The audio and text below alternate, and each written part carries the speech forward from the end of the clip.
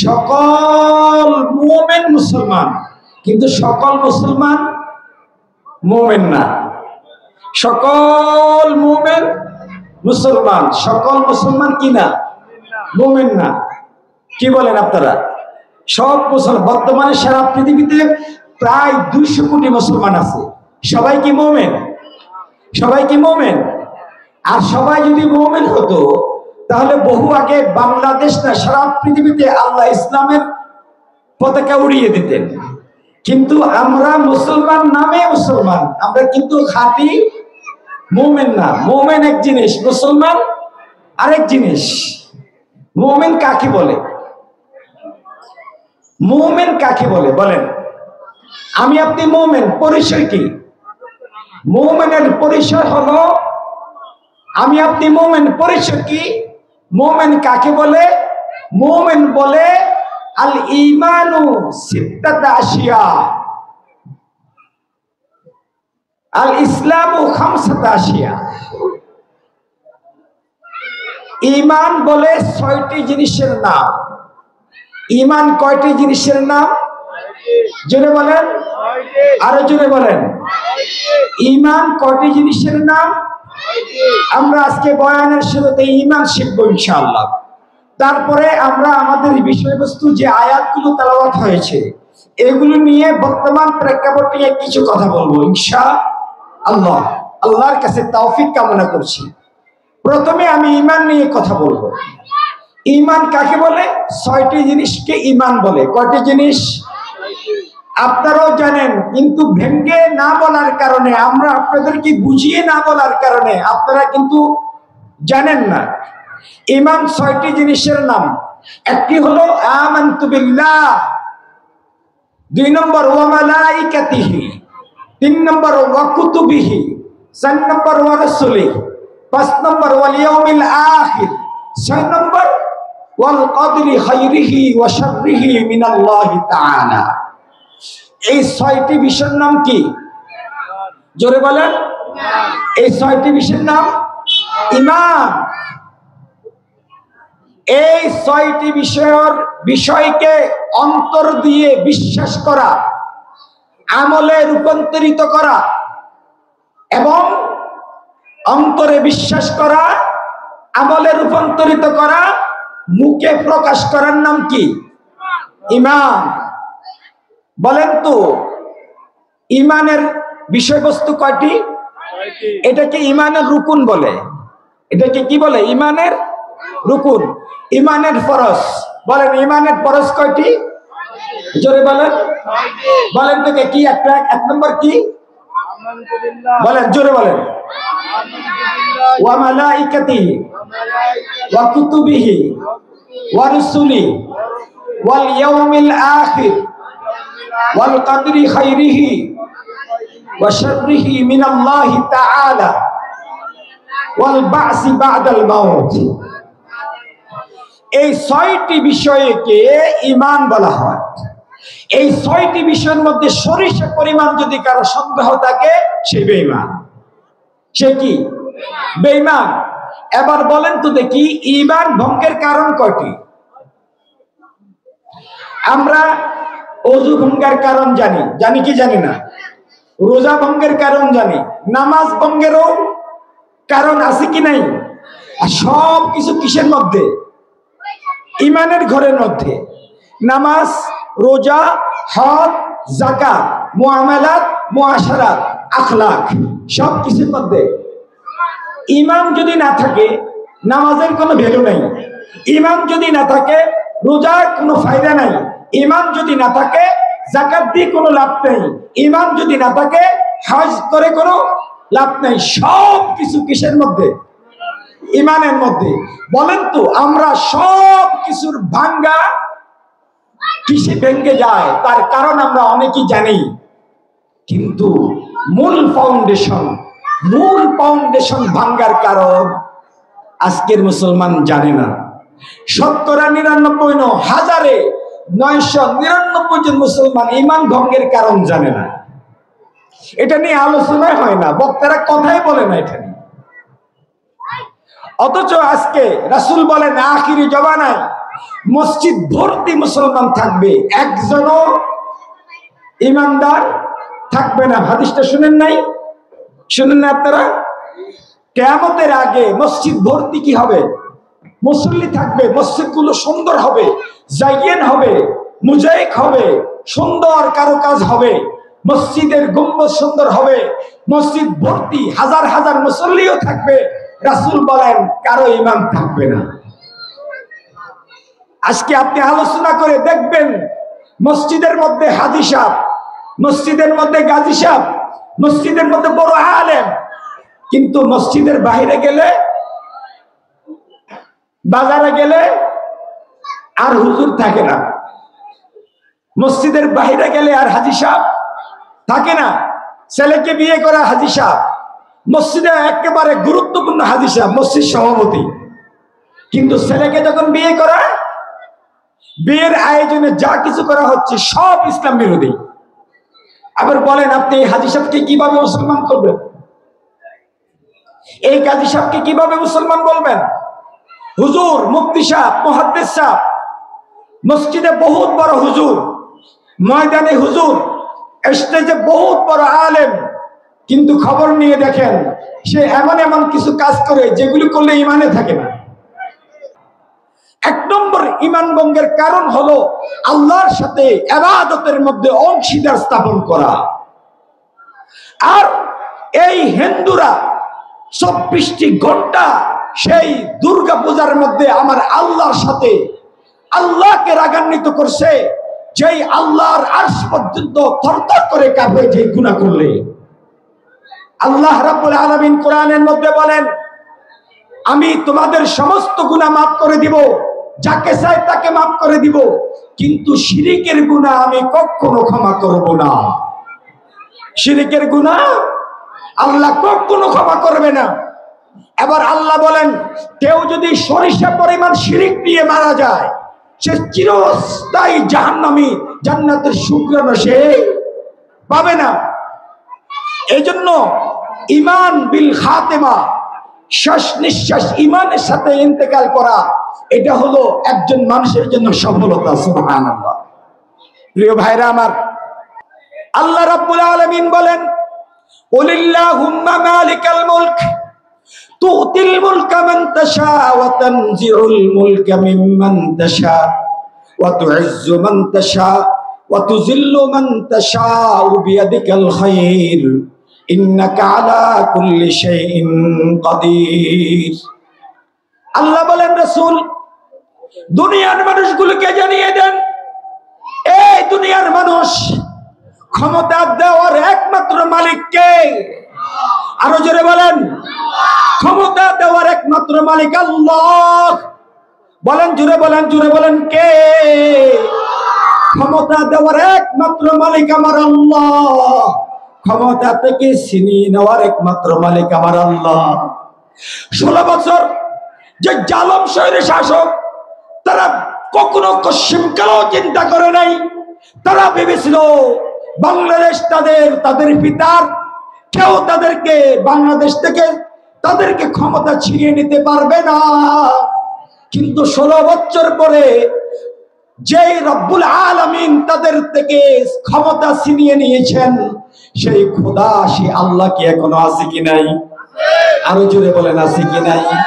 তাহলে যারা আজকে মূর্তির সামনে গিয়ে ভোট চায়, যারা মূর্তির সামনে গিয়ে গীতা পাঠ করে, যারা তাদেরকে শুভেচ্ছা জানায়, তাদেরকে আজকের মাহফিল থেকে জানিয়ে দিতে চাই, খবরদার, আল্লাহর সমপন্ন হও।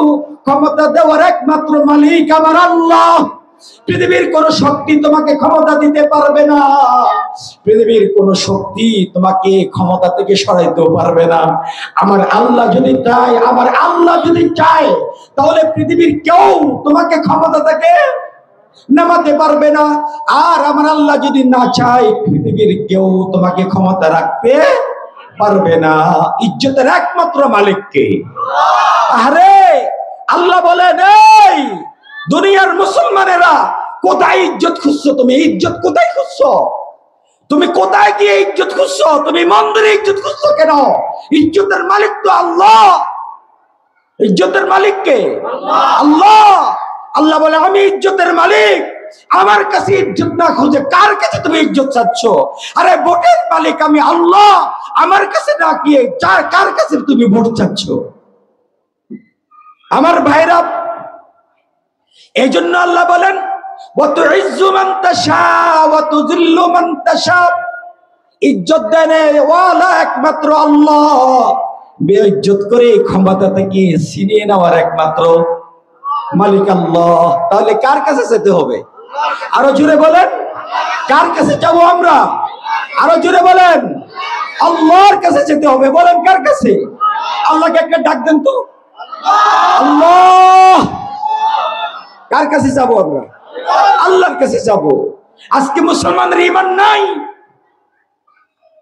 দাড়ি টুপি রাখে, নামাজ পড়ে, আলেম, কিন্তু সেই ক্ষমতার জন্য দৌড়ায় কাফেরের কাছে, ক্ষমতার জন্য দৌড়ায় আমেরিকার কাছে। আমেরিকার প্রেসক্রিপশন নিয়ে আজকে তারা ক্ষমতায় বসার জন্য বসে আছে। আরে আল্লাহর সাথে সম্পর্ক করে না, সিজদা গিয়ে আল্লাহকে বলে না আল্লাহ তোমার জমিনে তোমার হুকুমতের ব্যবস্থা করে দাও। শেষ রাত্রে গিয়ে আল্লাহর কাছে কাঁদে না, তারা ধর্ণা দেয় কার কাছে? পৃথিবীর পরাশক্তির কাছে, যাদের কাছে কোনো ক্ষমতা নাই। ক্ষমতার মালিক একমাত্র কে? আরো জোরে বলেন কে? প্রিয় ভাইরা আমার, এই জন্য ঈমান ভঙ্গের এক নম্বর কারণ কি বলছি? আশরিকু ফি ইবাদাতিল্লাহ।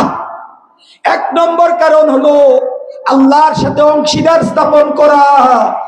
আল্লাহর সাথে যারা অংশীদার স্থাপন করে, তুমি যদি তাদেরকে সাপোর্ট করো, তুমি যদি তাদেরকে শুভেচ্ছা জানাও, যদি তাদের কাছে গিয়ে একাত্মতা ঘোষণা করো, ওই কাফেরের ঈমানের যে কন্ডিশন তোমার ঈমানের এই একই কন্ডিশন। তাড়াতাড়ি তওবা করো, নতুবা বাংলার জমিনের মানুষ তোমাদেরকে প্রত্যাখ্যান করতে 1 সেকেন্ড লাগবে না। ঠিক কিনা? ঠিক কিনা? প্রিয় ভাইরা আমার, এই জন্য বুঝতে হবে ঈমান কাকে বলে, বুঝতে হবে ঈমান। খবরদার আমার ভাইরা, আজকে ঈমান না বুঝার কারণে আজকে মুসলমান সারা বিশ্বের মধ্যে মুসলমান নিমজ্জিত, মুসলমান আজকে লাঞ্ছনার শিকার। এমন কোন জায়গা নাই, ইহুদিরা মুসলমানদেরকে মারছে, খ্রিস্টানরা মুসলমানদেরকে মারছে, হিন্দুরা মুসলমানদেরকে মারছে, বৌদ্ধরা আজকে মায়ানমারে হাজার হাজার মুসলমানদেরকে মেরে ফেলতেছে। মুসলমানদের কোনো দাম নাই, অথচ মুসলমান হলো সিংহের জাতি। মুসলমানের জন্য আল্লাহ দুনিয়া বানিয়েছে, ঠিক কিনা? তাহলে মুসলমান আজকে মার খাচ্ছে কেন? এটার একমাত্র কারণ আজকে মুসলমান নামের মুসলমান, ঈমান নাই, ঈমান নাই। প্রিয় ভাইরা আমার, আপনাদের কাছে অনুরোধ, আপনারা আপনাদের হুজুরদের সাথে, যাদের সাথে আপনাদের সম্পর্ক আছে, হুজুরের কাছে অবশ্যই বলবেন হুজুর একটু ঈমানটা শিখিয়ে দেন। ঈমান কাকে বলে? ঈমান, আমরা সবাই মুসলমান, কিন্তু সবাই কিনা ঈমানদার না। মুসলমান সবাই, কিন্তু সবাই কিনা। যার কারণে আপনারা জানেন পৃথিবীর বাংলাদেশে অনেকগুলো মসজিদের ইমাম পাওয়া গেছে। অনেক সময় পাওয়া গেছে মসজিদের ইমাম 10 বছর থেকে নামাজ পড়ায়, কিন্তু খ্রিস্টান। শুনেন নাই আপনারা? দেখেন নাই? মসজিদের আমাদের মোহাম্মদপুরে একজন ছিল, মনে আছে আপনাদের? নূরজাহান রোডে কত প্রায় 11-12 সালের ঘটনা বলছি। আব্দুল্লাহ আল মামুন নামে একজন মোহাম্মদপুরে এক মসজিদে নামাজ পড়াতো খতিব, কিন্তু আসলে সে নাস্তিক। ধরা খেয়ে গেছে। সে কি নাস্তিক? সে আল্লাহকে বিশ্বাস করে না, আল্লাহর অস্তিত্বকে বিশ্বাস করে না, অথচ দাঁড়িয়ে আছে, টুপি আছে। তা আপনি কি বলবেন? মুসলমান, কিন্তু কিনা ঈমানদার না। কিনা ঈমানদার না। ঈমান অনেক বড় জিনিস। এই ঈমানকে প্রতিষ্ঠা করার জন্য আল্লাহ দুনিয়া সৃষ্টি করেছেন। আপনি দেখেন মক্কার আবু জাহাল, উতবা, সাইবা, আমরা যে পরিমাণ মুসলমান, আমাদের ঈমানের চেয়েও আবু জাহালের ঈমান আরো ভালো ছিল। কারণ আবু জাহাল সবচেয়ে বড় হাজী সাহেব ছিলেন। জানেন তো আপনারা? আবু জাহালকে কি বলা হয়? হাজী আবু জাহাল। হাজি কি হাজি আবুল আহাব, হাজি উতবা, হাজি সাইবা, এরা হজ করতো নিয়মিত। এরা আল্লাহর কাছে বদরের যুদ্ধে যখন যাচ্ছে আল্লাহ রাসূলের সাথে যুদ্ধ করার জন্য, আবু জাহাল বদরের যুদ্ধে যাচ্ছে, রাসূলের বিরুদ্ধে যুদ্ধ করবে। কাবা শরীফের গিলাফ ধরে আল্লাহকে বলে, এ রব্বে কাবা, মুহাম্মদের সাথে, তোমার দুশমনের সাথে যুদ্ধ করার জন্য যাচ্ছি। মুহাম্মদ যদি সত্য হয় তাহলে আমাদেরকে ধ্বংস করে দাও, আর আমরা যদি সত্য হই মুহাম্মদকে ধ্বংস করে দাও। কে বলছে? আবু জাহাল। একটু চিন্তা করেন, আবু জাহাল বলতেছে রব্বে কাবার কাছে, কাবা শরীফের গিলাফ ধরে বলছে এই রব্বে কাবা, মুহাম্মদের সাথে তোমার দুশমনের সাথে নাউজুবিল্লাহ যুদ্ধ করার জন্য যাচ্ছি। যদি সেই সত্য হয় আমাদেরকে ধ্বংস করো, আমরা সত্য হলে তাদেরকে ধ্বংস করো। তাহলে কি মনে করেন আবু জাহাল কাকে বিশ্বাস করত?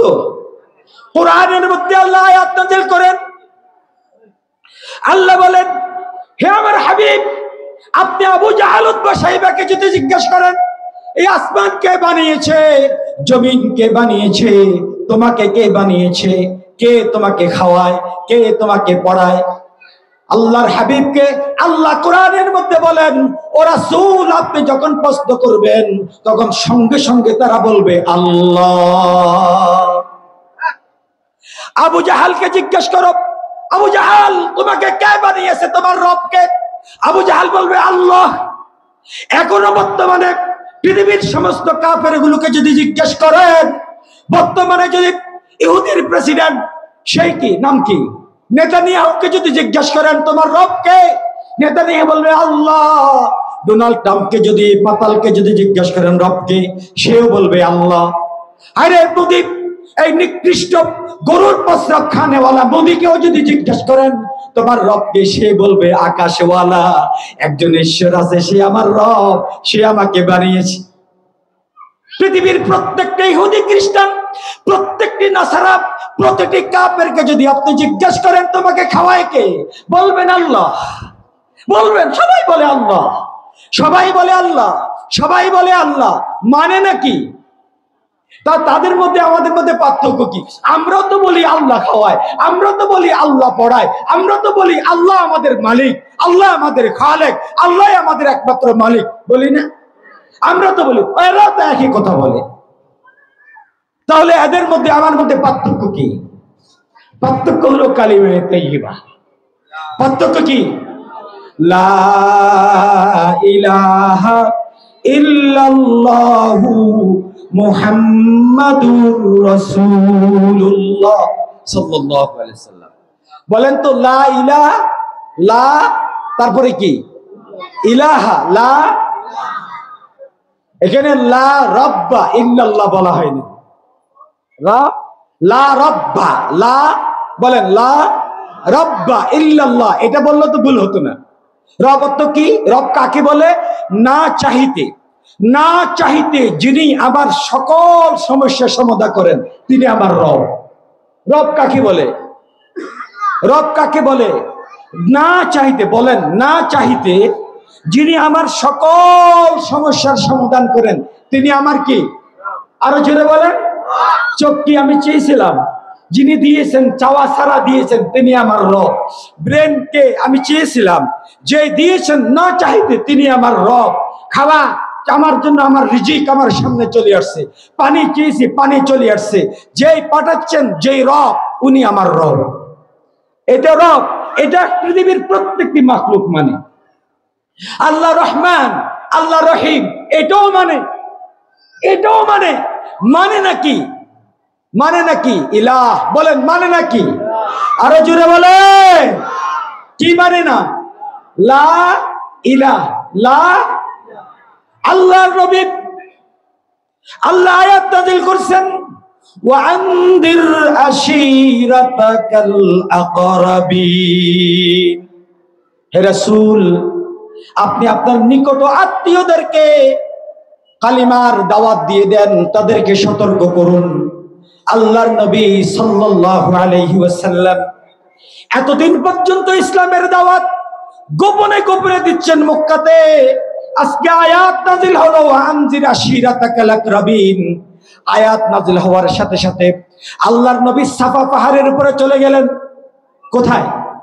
সাফা পাহাড়ের উপরে চলে গেলেন। আর সাফা পাহাড়ের উপরে উঠে ডাক দিলেন, ইয়া মাশারাল কুরাইশ, ও কুরাইশ আমার গোষ্ঠী, তোমরা কোথায়? আসো আসো, আমি তোমাদের সাথে কিছু কথা বলবো। আল্লাহ রাসূলের ডাক দিলেন, সঙ্গে সঙ্গে কুরাইশ গোত্রের যত গোত্র আছে সবাই সাফা পর্বতের নিচে চলে আসলেন। আল্লাহ নবী বলেন, আমি যদি তোমাদেরকে বলি পাহাড়ের ওই পাশে বেঈমান দুশমনরা তোমাদের উপরে হামলা করার জন্য একত্রিত হচ্ছে, তোমরা কি বিশ্বাস করবা? কে বলেন? আমাদের নবী। এই কথা বলার সাথে সাথে মক্কার কাফেররা কি বলল? বলেন কি বলল? হে মুহাম্মদ, তুমি জীবনে একটা মিথ্যা কথা বলো নাই, তুমি তুমি হলে আল আমিন, তুমি বিশ্বাসী, তোমাকে আমরা বিশ্বাস করি। মক্কাতে কোনো ব্যাংক ছিল না, আল্লাহ রাসূলের কাছে সবাই টাকা পয়সা জমা রাখছে। আল্লাহ রাসূল ছিল ব্যাংক। আল্লাহ রাসূল কি ছিলেন? ব্যাংক ছিলেন। তুমি আল আমিন, তোমার কথা কেন বিশ্বাস করব না? এবার রাসূল যদি আমার কথা বিশ্বাস করো তাহলে তোমাদেরকে এমন একটা খবর তোমাদেরকে দিচ্ছি, শোনো, এক আল্লাহ ছাড়া পৃথিবীতে আর কোনো ইলাহ নাই। লা ইলাহা ইল্লাল্লাহ তুফলিহুন, তোমরা আল্লাহকে ইলাহ হিসেবে মেনে নাও, তাহলে তোমরা কামিয়াব হয়ে যাবে। কি বলছেন? হে মক্কার লোক, তোমরা যদি আল্লাহকে যদি ইলাহ হিসেবে মানো তাহলে তোমরা কামিয়াব হয়ে যাবা, তোমরা আল্লাহকে ইলাহ হিসেবে মেনে নাও।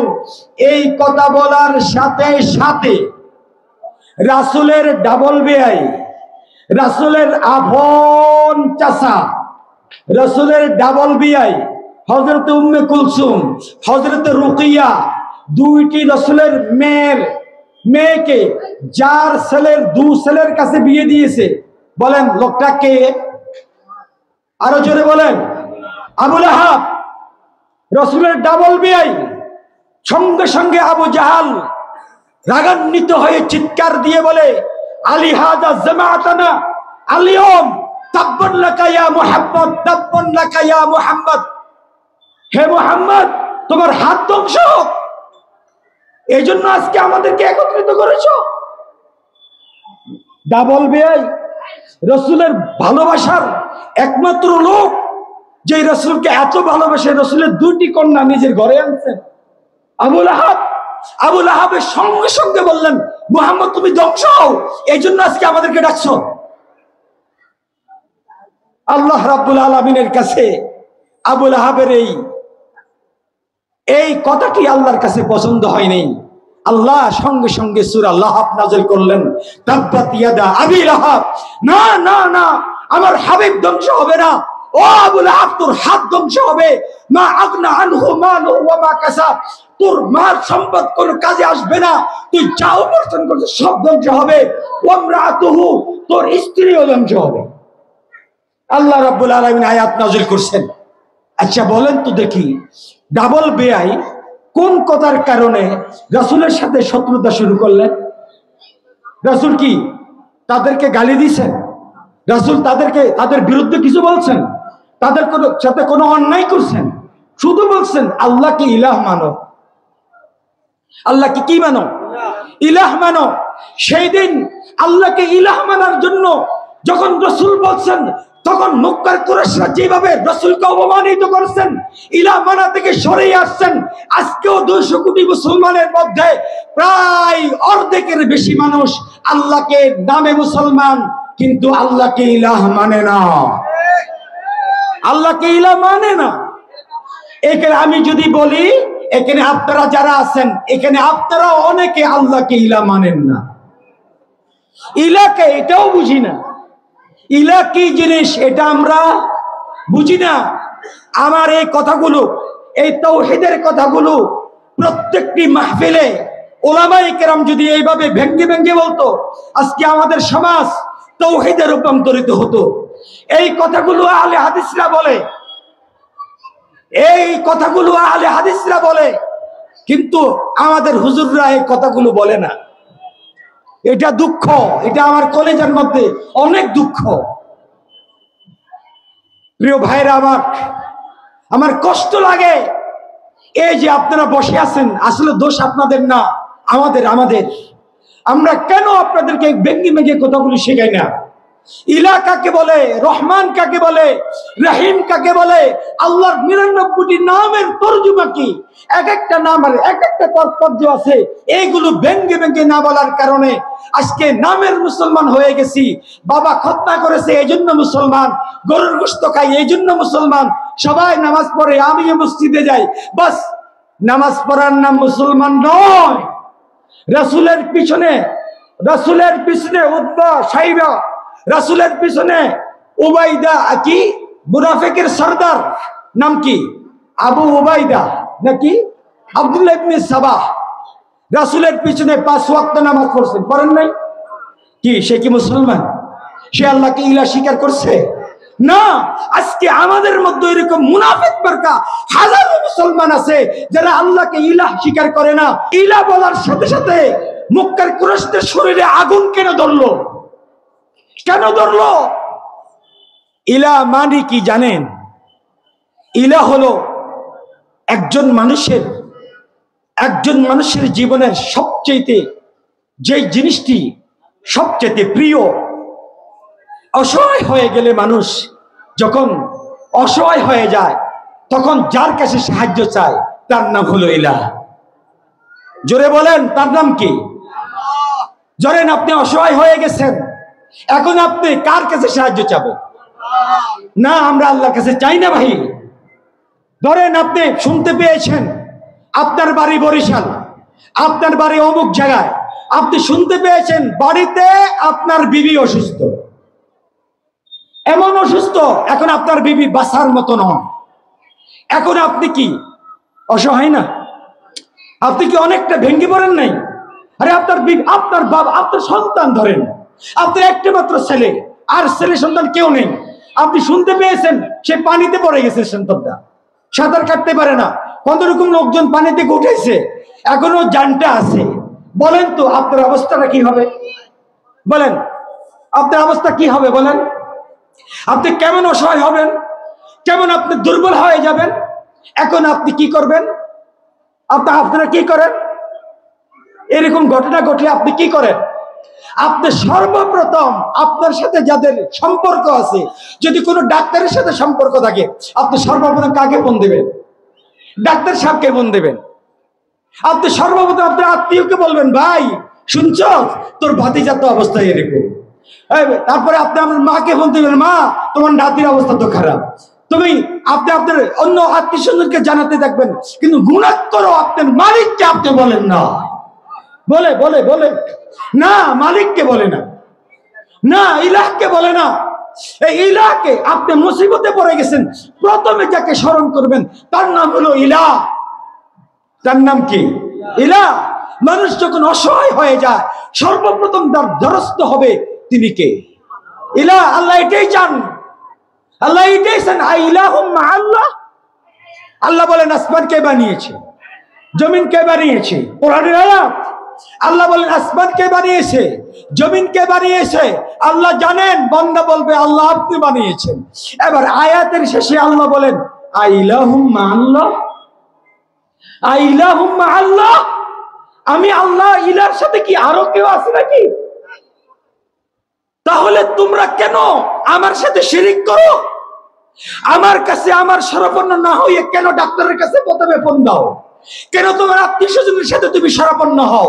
তুমি প্রথমে আমার কাছে সিজদা লুটিয়ে পড়বা, আমার কাছে প্রথমে চাইবা, তারপরে তুমি আত্মীয় স্বজনের সাথে কথা বলবা। এটার নাম হলো ইলাহ, এটার নাম হলো লা ইলাহা ইল্লাল্লাহ, এটার নাম হলো কালিমায়ে তাইয়্যিবা, তারপরে কালিমায়ে শাহাদাত আশহাদু আল্লা ইলাহা। এখানেও ইলাহ। আল্লাহ তো বলতে পারতেন লা মা'বুদা ইল্লাল্লাহ, বলতে পারতেন না, এটা কালিমা না, এটা মানুষ বানিয়েছে। লা খালিকা ইল্লাল্লাহ, এটা কালিমা না। লা রাব্বা ইল্লাল্লাহ, এটা কালিমা না। লা মালিকা ইল্লাল্লাহ, এটা কালিমা না।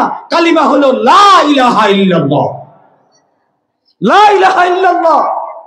আজকে তাওহীদ শিক্ষা হচ্ছে না আমাদের, মাদ্রাসাগুলোতে আমাদের যে নেশাব আছে এই নেশাবের মধ্যেও তাওহীদ শিক্ষা নাই। কলিজাটা ফেটে যায়, মুরব্বীদেরকে কে বলবে?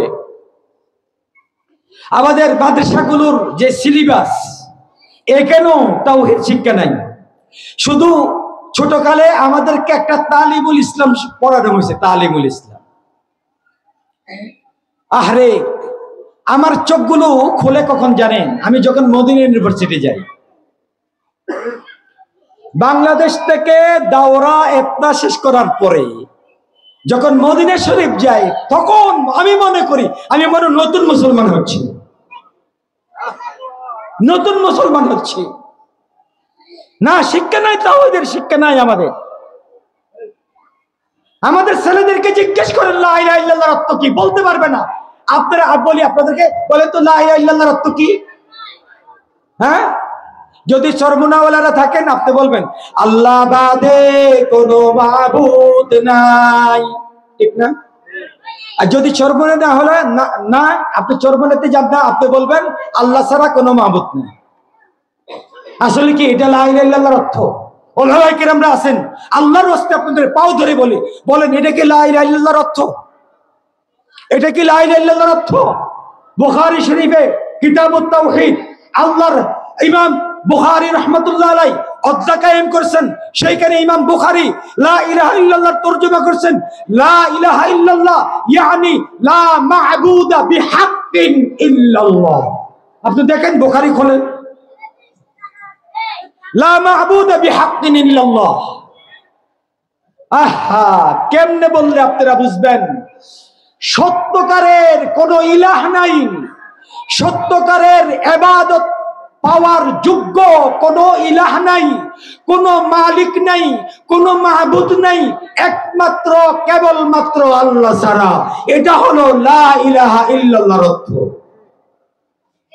আপনি যদি বলেন আল্লাহ বাদে কোনো মাহবুদ নেই, আমি তো দেখি ডাইনে বামে সামনে পিছনে মাহবুদের অভাব নাই। কি বলেন?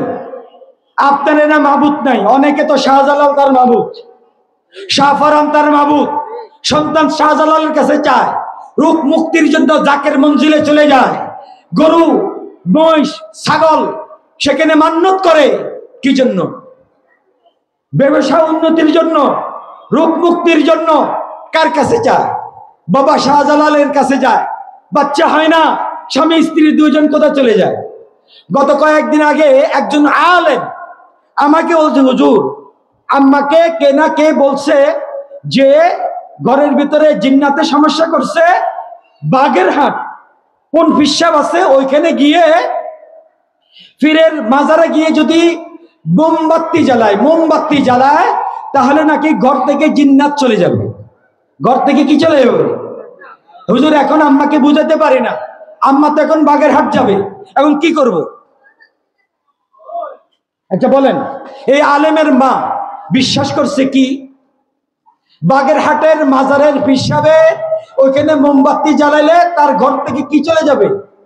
বলেন, এটা যদি সরিষা পরিমাণ কেউ বিশ্বাস করে, সরিষা পরিমাণ যদি কেউ বিশ্বাস করে, আর মুসলমান থাকবে?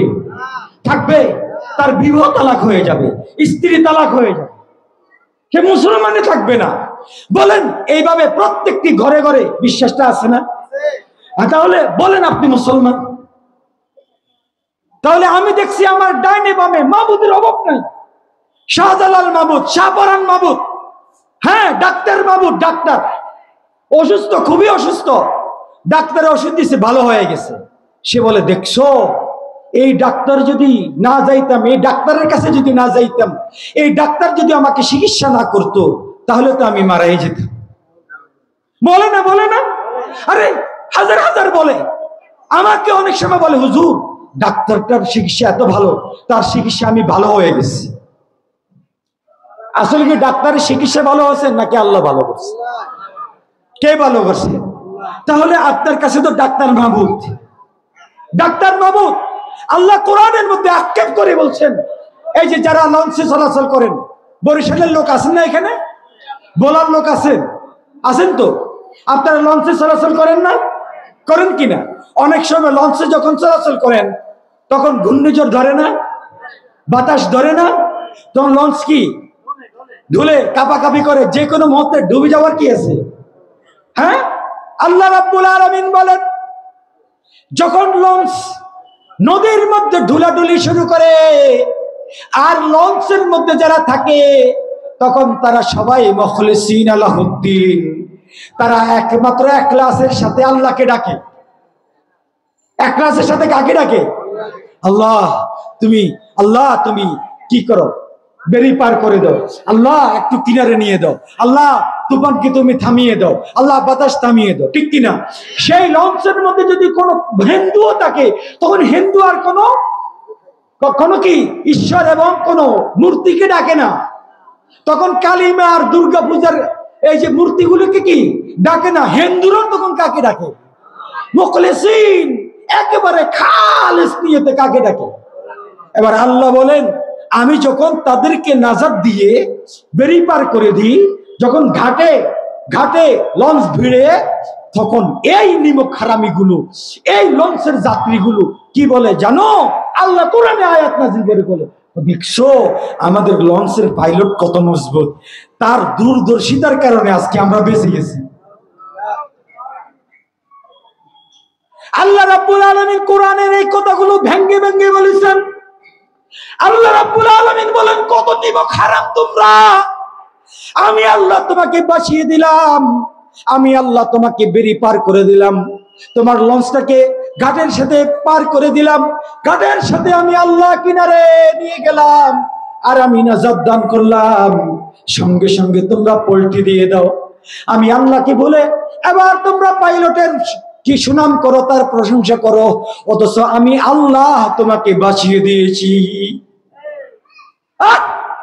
কত মাহবুদ ডাইনে বামে, মাহবুদ আর মাহবুদ, আর আপনি বলেন কোন মাহবুদ নাই, তাহলে মিথ্যা না এটা? তাহলে লা ইলাহা ইল্লাল্লাহর সঠিক অর্থ কি হবে?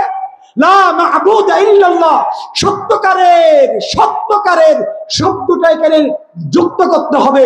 সত্যকারের কোনো ইলাহ নাই, সত্যকারের কোনো মালিক নাই, সত্যকারের কোনো রব নাই, একমাত্র কেবলমাত্র ইলাহ, যিনি আমাকে বানিয়েছেন, যিনি আমার খালেক, যিনি আমার মালিক, যিনি আমার রব, যিনি রহমান দুনিয়া ও রহিমুল আখিরাহ।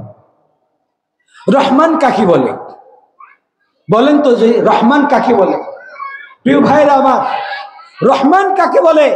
রহমান ও সত্তাকে বলে, যিনি বন্ধুকে খাওয়ান, শত্রুকে খাওয়ান, তাকে বলে রহমান। তাকে কি বলে? রহমান। আজীব, আমরা জানি না এগুলো। রহমান কাকে বলে জোরে বলেন তো? রহমান ওই সত্তাকে বলে যিনি মুমিনকেও খাওয়ান, কাফেরকেও খাওয়ান, বরং মুমিন থেকে কাফেরকে বেশি দেয়, ঠিক না? দুনিয়াতে সবচেয়ে ধনী কারা? মুসলমানদের চেয়েও বেশি ধনী কাফেররা। তারা কাফেরকে আল্লাহ এত ধনী বানান কেন?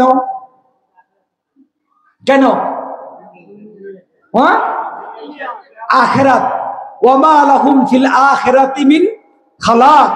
আখিরাতে তাদের কিচ্ছু নেই, আখিরাতে তাদের কি নেই? কিচ্ছু নেই। এই জন্য আল্লাহ, তারা দুনিয়াতে, কাফেরেরা দুনিয়াতে কি ভালো কাজ করে না? করে কিনা? দান সদকা করে না? এই জন্য এই ভালো কাজের বিনিময় আল্লাহ তাদেরকে দুনিয়াতে দিয়ে দেন। আল্লাহ রাব্বুল আলামিন এই জন্য রহমান। আল্লাহ যেমন কাফেরদেরও খাওয়ান, মুমিনদেরকেও খাওয়ান, এই জন্য তিনি কি? রহমান। এই জন্য রহমানের দুনিয়া, রহমান আল্লাহ এই গুণটি কোথার জন্য? দুনিয়ার জন্য। আর রহিম ফিল আখিরাহ, রহিমের তরজমা আল্লাহ রাব্বুল আলামিন সংগঠিত করবেন কখন? সাকরাত থেকে। সাকরাত থেকে আল্লাহ আর রহমান থাকবেন না। সাকরাত থেকে আল্লাহ কি? সাকরাত বুঝেন? সাকরাত কাকে বলে? মৃত্যুর পূর্বক্ষণকে কি বলা হয়? সাকরাত। সাকরাত থেকে আল্লাহ কি হয়ে যাবেন? রহিম। রহিম কাকে বলে? রহিম ওই সত্তাকে বলে যিনি শুধু বন্ধুর সাথে ভালো ব্যবহার করবেন, কোন কাফেরের বাচ্চাকে এক ফোঁটা পানিও পান করতে দেন না, যে সত্তা, তাকে বলে রহিম। আর রহিমের গুণ সংগঠিত হবে কখন? মৃত্যুর পর থেকে। প্রিয় ভাইরা আমার, আল্লাহ রাব্বুল আলামিন যে আমাকে ভালোবাসেন, আপনাকে ভালোবাসেন, তার মাপকাঠি কি বলেন তো দেখি? আমরা অনেকে ভাবি আর কি, অনেকে ভাবি যার টাকা পয়সা বেশি, ঢাকা শহরে বড় বড় বিল্ডিং এর মালিক, বড় বড় কারখানার, তারপরে গার্মেন্টসের মালিক, বড় বড় শিল্পপতি, কোটি কোটি টাকার মালিক, গাড়ির মালিক, নারীর মালিক, আমরা মনে করি আল্লাহ মনে তাদেরকে বেশি ভালোবাসে। কি বলেন? এটা অধিকাংশ মানুষ সে জানে, এটাই ভাবে আল্লাহ ভালোবাসে। আল্লাহর ভালোবাসা, আল্লাহ যে আপনাকে ভালোবাসে কি ভালোবাসেন না, তার মাপকাঠি কি বলেন? তার মাপকাঠি কি এটা? যার টাকা আছে সেই ভালো, এই জন্য তাকে আল্লাহ ভালোবাসেন? যার টাকা পয়সা নাই তাকে আল্লাহ ভালোবাসেন না? না, আল্লাহর হাবিব বলেন ইউতি দুনিয়া উহিব ওয়াল মালা ইউহিব। আল্লাহ নিঃসন্দেহে দুনিয়া তাকেও দান করেন যাকে আল্লাহ ভালোবাসেন, তাকেও দান করেন যাকে আল্লাহ ভালোবাসেন না। আল্লাহ দুনিয়া সবাইকে ভালোবাসেন, আল্লাহ কাফেরকেও ভালোবাসেন, আল্লাহ মুসলমানদেরকেও ভালোবাসেন, কারণ বন্ধা তো আল্লাহ। আল্লাহ সবাইকে দুনিয়া দান করেন। এবার রাসূল বলেন যদি দুনিয়া এবং দুনিয়াতে যাহা কিছু আছে, দুনিয়া এবং দুনিয়াতে যাহা কিছু আছে সব কিছুর মূল্য যদি আল্লাহর কাছে একটা মশা, একটা বাসির কয়টা ডানা, কয়টা ডানা? দুইটা ডানাও না। আল্লাহর হাবিব বলেন একটা ডানা সম পরিমাণও যদি দুনিয়া এবং দুনিয়াতে যত স্বর্ণ রূপা জৌহার হীরা মুক্তা অর্থ সম্পদ অট্টলিকা যা কিছু আছে সব কিছুর মূল্য যদি আল্লাহর কাছে একটা মশা অথবা একটা মাছির একটা ডানা পরিমাণ হতো, আল্লাহর হাবিব বলেন কোন কাফেরের বাচ্চাকে, কোন বেঈমানকে, কোন নাস্তিকের মুরতাদকে আল্লাহ এক কতরা, এক ফোঁটা পানি পান করতে দিতেন না। সুবহানাল্লাহ বলবেন না? কথাগুলো কি বুঝতে পারতেছেন? দুনিয়াতে যাহা কিছু আছে এটা আল্লাহর কাছে দামি নয়, এটা আল্লাহর কাছে দামি নয়। আল্লাহর ভালোবাসার মাপকাঠি হলো আজকে মাগরিবের সালাত আপনি পড়তে পারছেন কিনা।